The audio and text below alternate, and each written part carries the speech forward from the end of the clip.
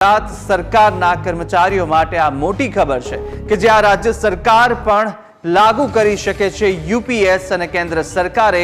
Unified pension scheme જે જાહેર કરી છે ત્યારે ગુજરાત સરકાર યુપીએસ લાગુ કરે તેવા સંકેત હાલ મળી રહ્યા છે। પેન્શન સ્કીમ મુદ્દે શિક્ષણ મંત્રીએ પ્રતિક્રિયા આપી છે અને આગામી સમયમાં ગુજરાત સરકાર પણ નિર્ણય લેશે તેવું જણાવ્યું છે। તો આ સ્પષ્ટ સંકેતો મળી રહ્યા છે કે કેન્દ્ર બાદ હવે ગુજરાત સરકાર પણ યુપીએસ લાગુ કરી શકે છે તેવા સંકેત હાલ મળતા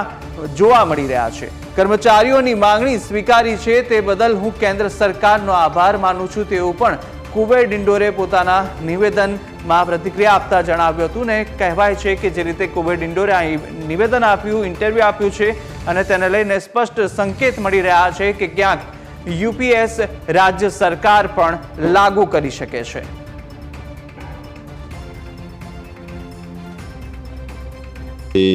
આઠેક મહિના પહેલા જે ગુજરાતના મારા કર્મચારી સંઘો મિત્રો જ્યારે રજૂઆત કરતા હતા ત્યારે અમે પણ કહેતા હતા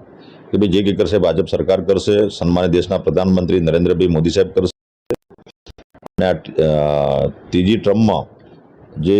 ફરીથી દેશના પ્રધાનમંત્રી ચૂંટાઈને બન્યા છે, જનતાએ એમને આશીર્વાદ આપ્યા છે અને વિકસિત ભારત બનાવવાના સંકલ્પને એ આગળ વધારી જાય છે ત્યારે આ નવી પેન્શન યોજનાની યુપીએસ યુનિફાઈડ પેન્શન સ્કીમ જે લાગુ કરી છે એ બદલ હું એમનો આભાર માનું છું અને સાથે સાથે ગુજરાતના મારા કર્મચારી મિત્રોની પણ તમામ સંઘોની અને તમામ કર્મચારી મહામંડળોની જે રજૂઆત હતી એક આજે સંતોષાય છે। આવનારા સમયમાં નીતિ વિષયક નિર્ણય જે કંઈ એના નીતિ નિયમોના પરિપ્રેક્ષમાં રહીને જે કંઈ કરવાનું થાય ગુજરાત સરકાર પણ કરશે।